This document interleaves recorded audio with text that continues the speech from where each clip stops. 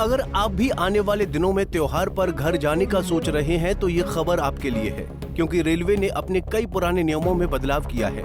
बता दें कि रेलवे ने तत्काल टिकट बुकिंग के नियमों में बदलाव किया है। तत्काल टिकट आम नागरिकों के लिए कई बार बेहद कारगर रहती है।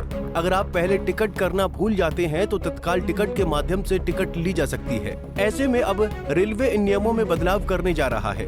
अब ये सब सुनकर आपके मन में सवाल आ रहा होगा कि आखिर रेलवे ने तत्काल टिकट बुकिंग के नियम में क्या बदलाव किया है। बातों को न घुमाते हुए आइए आपको पूरा मामला सिलसिलेवार तरीके से समझाते हैं। दरअसल तत्काल टिकट बुक कर पाना अब आसान नहीं रह गया है। जैसे ही बुकिंग विंडो खुलती है, कुछ ही मिनटों में सारे टिकट भर जाते हैं। भले ही आप पहले से यात्री सूची तैयार रखें या फिर तेज इंटरनेट कनेक्शन का इस्तेमाल करें।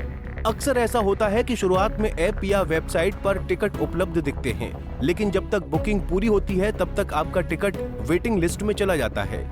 ये परेशानी कुछ चुनिंदा रूट पर सीमित नहीं है, बल्कि देश के अधिकांश व्यस्त मार्गों पर ये देखने को मिलती है। सरकार ने ऐसी बढ़ती समस्या को गंभीरता से लेते हुए नए नियम लागू किए हैं।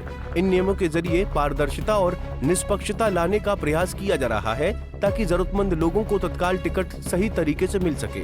आइए आपको पूरा मामला बताते हैं। तत्काल टिकट बुकिंग को लेकर बड़ा बदलाव।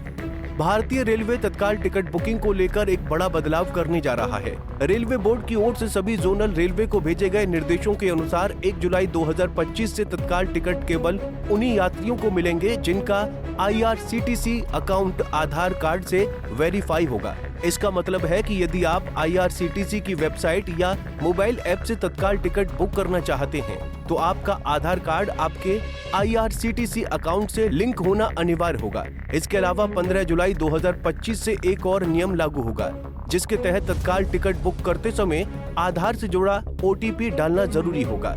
ये OTP आपके आधार से जुड़े मोबाइल नंबर पर भेजा जाएगा। यानी अब तत्काल टिकट बुकिंग में 2 चरणों की पहचान जरूरी हो जाएगी। पहला आधार लिंक और दूसरा OTP वेरिफिकेशन।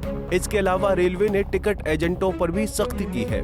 तत्काल बुकिंग खुलने के पहले 30 मिनट तक कोई भी एजेंट टिकट नहीं बुक कर पाएगा। AC क्लास के टिकट के लिए एजेंट सुबह 10 बजे से 10:30 बजे तक बुकिंग नहीं कर पाएंगे।